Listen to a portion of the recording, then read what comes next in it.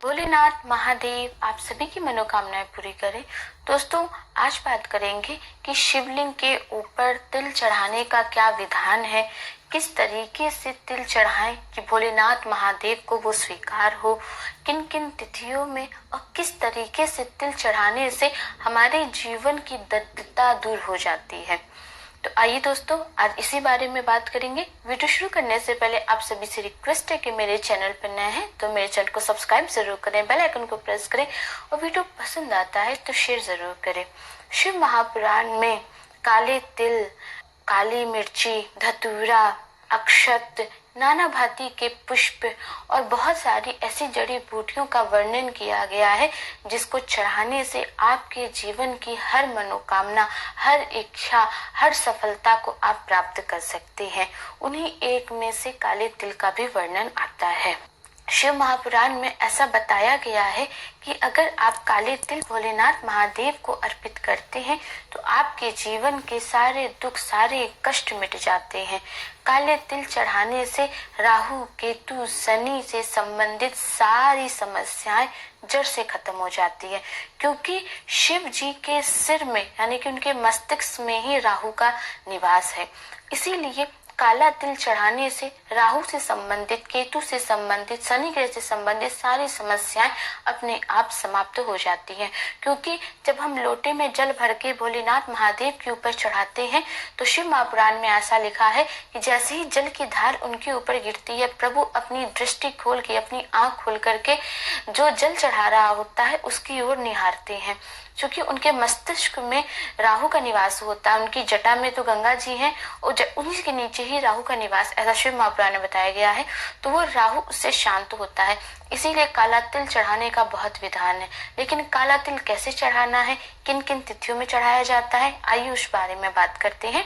काला तिल जब भी आप चढ़ाएं तो ये ध्यान रखें कि उस दिन सोमवार का दिन हो, प्रदोष का दिन हो और या फिर मासिक शिवरात्रि हो, इन तिथियों में चढ़ाएं। और पूर्णा तिथि का मतलब वो तिथि जो अपने आप में पूर्ण होती है, जैसे कि पंचमी, दशमी और पूर्णमासी।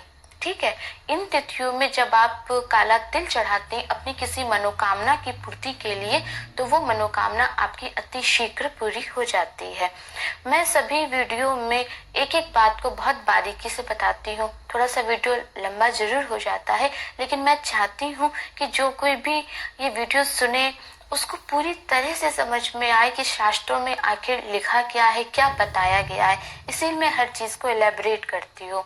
अब बात करते हैं कि काला तिल किस तरीके से चढ़ाएं कि आपके जन्म जन्मांतर की दरिद्रता दूर हो जाए और भोलेनाथ महादेव को काला तिल चढ़ाने से आपकी किस्मत के ताले खुल जाए। दोस्तों, काला तिल आप जब भी चढ़ाएं तो सबसे पहले शुद्ध जल से शिवलिंग को साफ कर लें। उसके बाद एक बिल्व पत्र अर्पित करें शिवलिंग के ऊपर।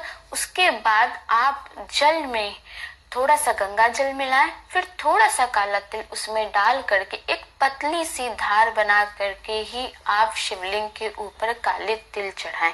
कहते हैं इस तरीके से चढ़ाया गया काला तिल आपके जीवन में खुशहाली लेके आता है। प्रभु को ये स्वीकार है। और ऐसा क्या करें, अगर आपने गलती से काले तिल गलत तरीके से चढ़ा दिए हैं तो वो क्या तरीका है।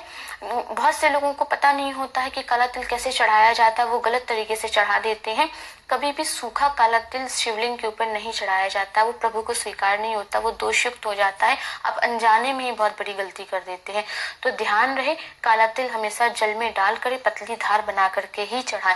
इस तरह से चढ़ाया गया तिल लक्ष्मी की प्राप्ति कराता है। कहते हैं काले तिल में इतनी शक्ति होती है कि वो दरिद्रता को चीर के रख देता है। गरीब से गरीब आदमी भी अगर ये उपाय करेगा, सिर्फ जल के लोटे में काला तिल डाल के उसको प्रतिदिन चढ़ाना शुरू कर दे, और इन तिथियों में जो मैंने बताई तो विशेष तिथियां मनोकामना की पूर्ति के लिए, अगर वो 21 दिन 41 दिन ये उपाय भी कर लेता है तो उसके जीवन में चमत्कार हो जाता है।